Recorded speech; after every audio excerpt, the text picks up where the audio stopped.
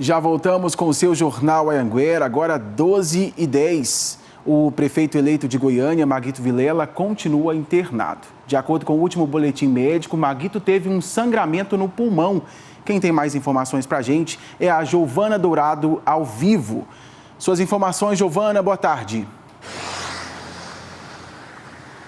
Oi, Tiago, boa tarde para você e para todos que nos acompanham em todo o estado. Infelizmente, o último boletim de ontem à noite saiu mais tarde do que o horário habitual e trouxe informações de uma piora clínica na saúde do prefeito eleito Maguito Vilela. Ele teve sangramento pulmonar e uma nova instabilidade hemodinâmica. Depois disso, todo o esforço dos médicos foi para conter esse sangramento pulmonar. Foi feita uma drenagem e essa drenagem não foi suficiente. Então, durante a madrugada de hoje, a informação que foi passada pelo Dr. Marcelo Rabarri, que é pneumologista, que acompanha Maguito Vilela e é genro de Maguito, passado em primeira mão hoje para o jornalista Anderson Pansieri, do Bom Dia Goiás, foi que foi feito um procedimento cirúrgico nessa madrugada. O procedimento é o seguinte, tem um nome bem complicado, é videotoracoscopia. E depois dessa videotoracoscopia, o sangramento foi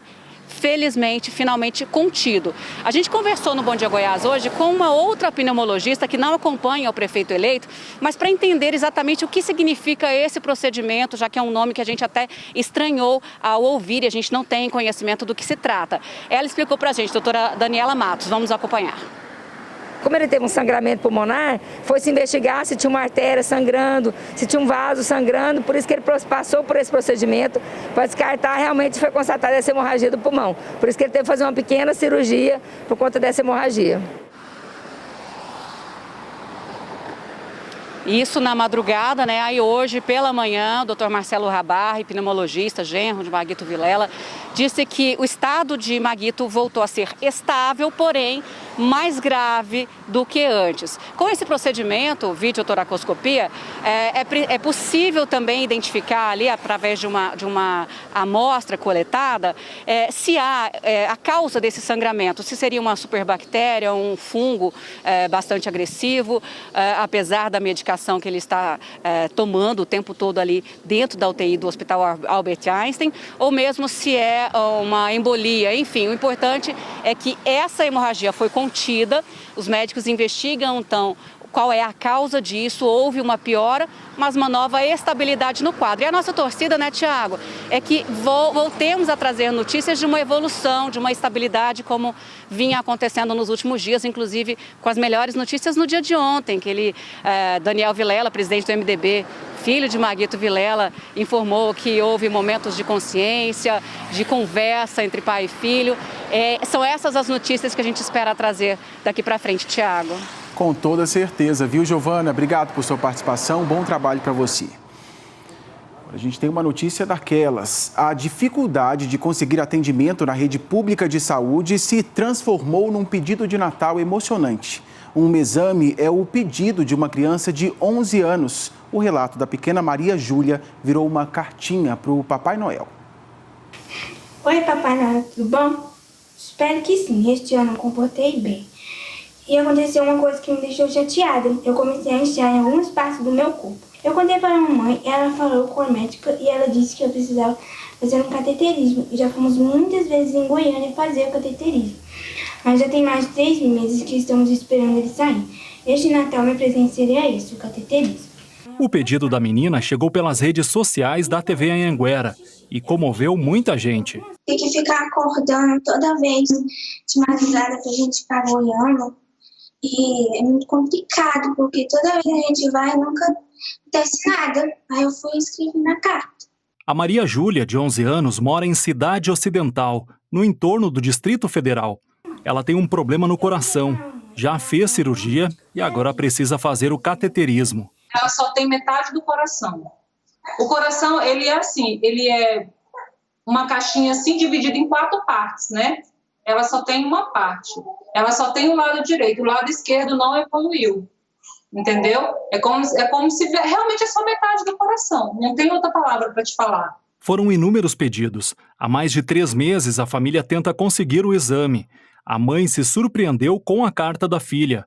colocada ao lado da árvore de Natal da casa. Aí eu fui na casa, resolvi botar a mão lá na meia do Papai Noel, ver se ela tinha escrito alguma carta. Quando eu cheguei, tinha uma... Eu puxei, quando eu li a carta, eu falei, gente, eu não acredito. Assim, me desmontou, né? Me desmontou. O que eu vou fazer agora? E num ano tão difícil, cheio de incertezas, a Maria Júlia só tem um desejo para 2021. Ficar curada. Já com esse cateterismo, já não precisar ficar indo para dentro quase todo dia. Acabou. É de partir o coração realmente, e ela preocupada com algo que não teria de ser dela, né? Quer dizer, uma criança tem que preocupar em brincar, saúde é garantia, só que não parece ser o caso ali. A gente foi saber porque o exame ainda não foi feito. A regulação de Goiânia diz que não tem nenhum pedido no sistema e que o UGOL seria o responsável. O UGOL disse que não recebeu encaminhamento oficial via regulação da Maria Júlia. A Maria Júlia precisa de um cateterismo não convencional para diagnóstico e planejamento de futuro tratamento. Para o melhor atendimento, no caso da Maria Júlia, é necessário que a mesma seja regulada oficialmente ao UGOL para o planejamento essencial de seu atendimento. E aí, depois que a TV Anhanguera mostrou a cartinha com o pedido da Maria Júlia, um hospital aqui de Goiânia entrou em contato com a família, se disponibilizando para fazer o procedimento que a menina precisa. A gente segue torcendo. Um homem foi preso em flagrante. Não é isso agora, a gente chama ou não? Tá certo, então vamos mudar o texto. Colocou o texto para mim, Jornal ao Vivo, a gente segue com notícia. Goiás bateu recorde no abate de frangos este ano. Foram mais de 111 milhões de aves só de julho a setembro. É uma produção histórica, segundo dados do IBGE. Vamos para Rio Verde, então, conversar com a repórter Rúbia Oliveira. Tem esses números para a gente aí. Conta tudo, Rúbia. Pois é, Tiago, olha, esses números foram divulgados pelo IBGE e mostram o quanto o nosso estado é importante, né, na produção de alimentos. Só no terceiro trimestre desse ano foram mais de 111 milhões de frangos abatidos aqui no nosso estado. É um recorde histórico aqui para o nosso estado, né? Foi a maior da história. E sabe por quê, gente? Justamente porque o preço da carne bovina está lá nas alturas. Aí o que aconteceu? O pessoal acabou substituindo pelo frango, que está mais barato. Aí por conta disso, o consumo de bovinos também diminuiu. O abate no estado teve queda de 6,6% em comparação com o mesmo período de 2019. Foram 713.400 cabeças no terceiro trimestre desse ano. Desde 2011, gente, não se registrava uma queda assim. Outra atividade que teve queda também na quantidade de animais abatidos foi a de suínos. Entre os 10 principais produtores, Goiás ficou em 8ª colocação. E é a mesma coisa, é o mesmo motivo da carne de boi. As pessoas estão deixando de comprar a carne do suíno para comprar a carne de frango, que está mais barata. Agora, sobre a soja, a estimativa do IBGE é que para a safra 2021 a produção seja de 12 milhões e 40 mil toneladas, um pouquinho menos que na safra passada.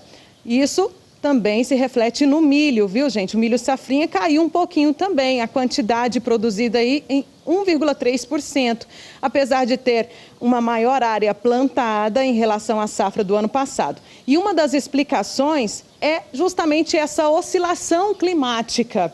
E Goiás tem a 4ª maior área plantada com grãos no país. Fica atrás somente do Mato Grosso, do Paraná e do Rio Grande do Sul. Tiago. Tá certo, obrigado por sua participação. Rúbia Oliveira falando com a gente ao vivo de Rio Verde. Valeu, Rúbia. Olha, agora eu tenho uma pergunta para você. Final de semana tá aí, sexta-feira, você em casa vai fazer churrasco? Porque se for, se prepara, viu? A carne continua cara. A gente pediu para o Jonathan Moreira ir até uma açougue lá em Itumbiara para ele falar dos preços para a gente. Qual vai ser o cardápio aí? Você vai comer carne ou não? Ô Jonathan, boa tarde.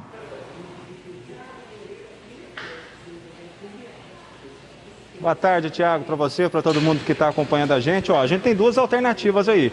ou a gente adia esse churrasco para o ano que vem, ou então a gente vai ter que trocar esse cardápio para as festas de final de ano, viu, Tiago? Nós estamos aqui nesse açougue, nós viemos conferir de perto o preço da carne, vamos mostrar, cada vez que a gente chega no açougue a gente tem uma surpresa. Essa tabela ela é reajustada praticamente diariamente. Nós pegamos aqui dados do Sindiaçougue, que é o sindicato que representa esses estabelecimentos.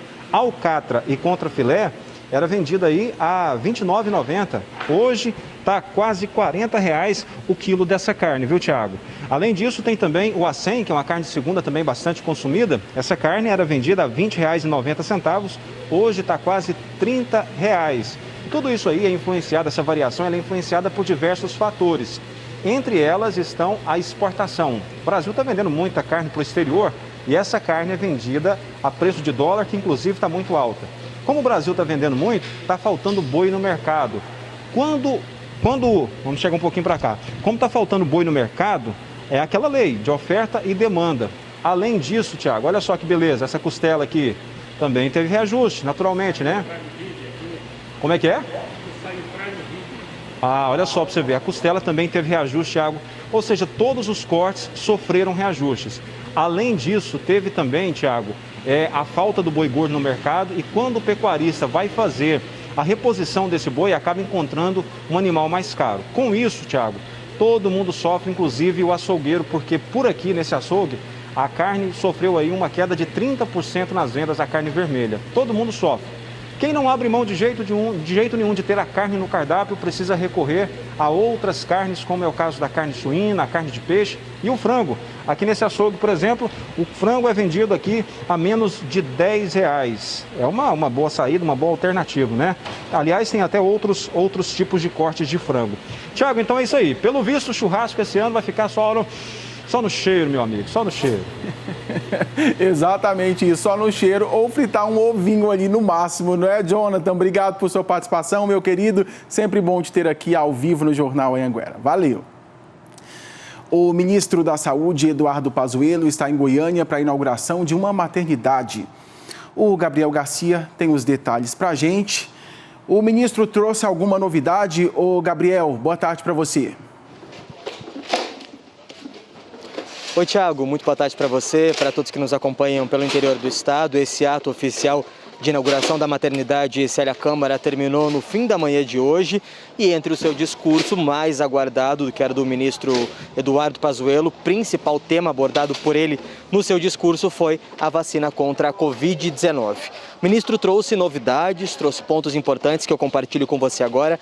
Ele disse o seguinte, que pediu hoje para sua equipe em Brasília começar a buscar todos os recursos necessários para a compra das vacinas, para que o governo federal tenha dinheiro suficiente para comprar vacinas e imunizar todos os brasileiros. Disse também que vai pedir agilidade da Anvisa para conseguir o registro o mais cedo possível de uma vacina que possa ser aplicada aqui no Brasil. Mas disse que ainda não tem uma previsão de quando o governo federal vai comprar as doses, quando elas vão chegar e começarem a ser distribuídas e a população vai poder começar a ser imunizada, porque isso depende primeiramente de uma autorização da Anvisa. O ministro lembrou o que está acontecendo no Reino Unido com a vacina da Pfizer, por exemplo, que lá também não se tem um registro oficial da vacina, apenas uma autorização emergencial, que foi dada ontem aos Estados Unidos e que é o plano do Brasil daqui para frente. Ele disse que não é a solução do problema, mas é um ponto importante, que o Brasil vai tentar uma imunização sem essa autorização, esse registro oficial, apenas uma autorização emergencial para poder comprar todas essas doses, mas ainda não se tem uma previsão de quando isso vai acontecer. O trabalho da equipe do Ministério da Saúde agora é de fazer contatos com todos os laboratórios e fabricantes de vacinas pelo mundo para ver qual laboratório e qual fabricante tem a disponibilidade de oferecer todas as doses que o Brasil precisa para começar a imunizar. O ministro da Saúde reforçou que o plano de imunizações é nacional e que eles querem dar igualdade a todos os estados, com preferência para os grupos de risco para serem vacinados por primeiro. Acompanhe um trecho do que ele disse nessa coletiva de imprensa agora de manhã. Se nós tivéssemos contratos não vinculantes inicialmente, mas já contratos, já memorando de entendimento com todas as fabricantes de vacina que se disponibilizarem no nosso país. Isso está acontecendo. O nosso Plano Nacional de Imunização, ele é nacional. Nenhum estado da federação será tratado de forma diferente. Nenhum brasileiro terá vantagem sobre outros brasileiros. A ansiedade, ela faz parte. A ansiedade é criada pela própria situação da Covid-19, dos riscos, da gravidade da contaminação. A nossa previsão, vindo diretamente do ministro, ela está diretamente ligada aos registros e autorizações da nossa Anvisa. Não há no mundo, até hoje, nenhuma vacina registrada. No mundo não há nenhuma vacina registrada.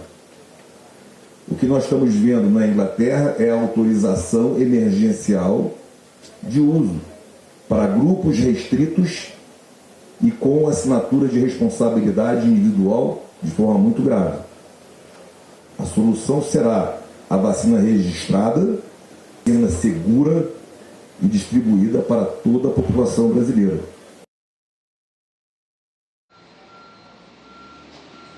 O ministro da Saúde, Eduardo Pazuello, portanto, não deu uma previsão ainda de quando as vacinas vão ser compradas, as doses vão ser compradas e nem qual vai ser a vacina aplicada aqui no Brasil, mas disse que o trabalho é ágil, pediu agilidade e seriedade da Anvisa com todos os registros e com todos os fabricantes que se dispõem a vender a vacina aqui para o Brasil. Mas um dos pontos que foi abordado também, inclusive, pelo governador Ronaldo Caiado, é sobre a vacina da Pfizer, que está sendo aplicada no Reino Unido. Essa vacina tem uma peculiaridade, um ponto em específico. Ela precisa ser armazenada a 70 graus negativos. E o próprio governo do estado, inclusive, já se prepara com a compra de resfriadores para poder guardar essas vacinas, caso seja essa vacina da Pfizer a que venha para o Brasil e que vai ser distribuída para os estados. Mas é um trabalho que deve seguir, Thiago, pelas próximas semanas, por parte do Ministério da Saúde. O governo de Goiás diz que vai seguir o que o Ministério da Saúde determinar sobre qual vacina vai ser aplicada e quando essa vacina começa a ser aplicada no Brasil. Por enquanto, sem previsão, sem nenhum calendário estabelecido, apenas que a prioridade vai ser os grupos de risco. Vão ser os grupos de risco. Thiago, eu volto com você aí no estúdio, a gente segue acompanhando de olho e de perto os detalhes sobre esses desdobramentos, sobre compra de vacina e definição de um possível calendário de imunizações. Tá certo, eu não sei você, Gabriel, mas a impressão que eu tenho é que parece que está tudo tão perto. Por outro lado, faltam tantos ajustes ainda, né? Como você disse, a gente segue acompanhando. Obrigado por sua participação, bom trabalho para você. Um homem foi preso em flagrante se passando por fiscal da Prefeitura de Anápolis. Ele tentava extorquir R$20 mil de um fazendeiro. Para conseguir o dinheiro, ele ameaçava denunciar irregularidades nas propriedades rurais da cidade.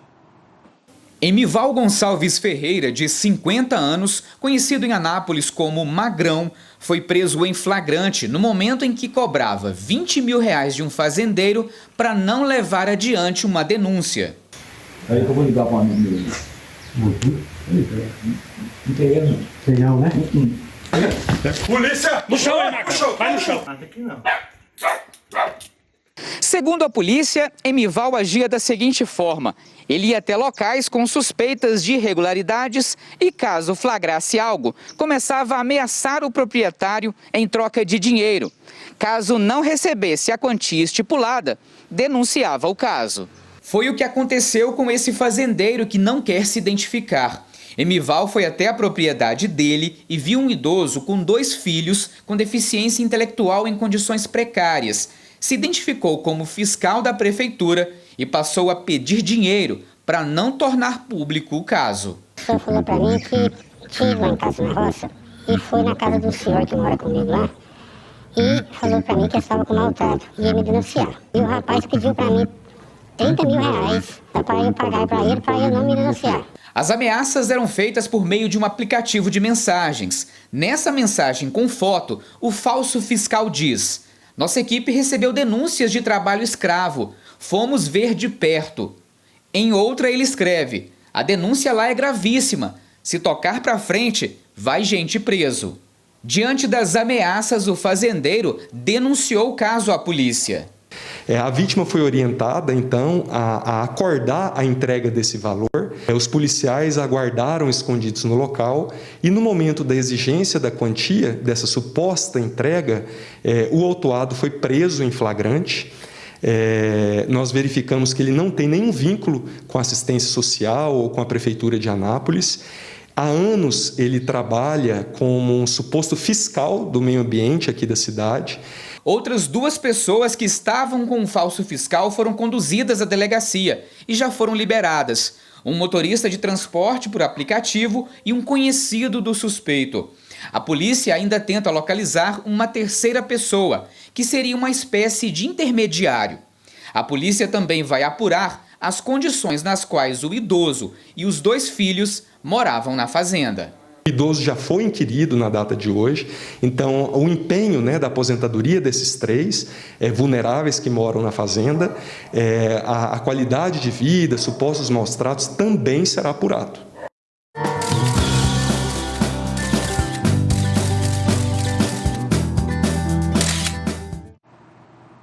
Eu no J1, a Vanessa mandou foto da decoração de Natal da casa dela lá em Itumbiara. Ela disse que esse ano o Natal será apenas com a família e que adora o jornal Anhanguera. A gente fica feliz demais e parabéns por essa responsabilidade sua, viu?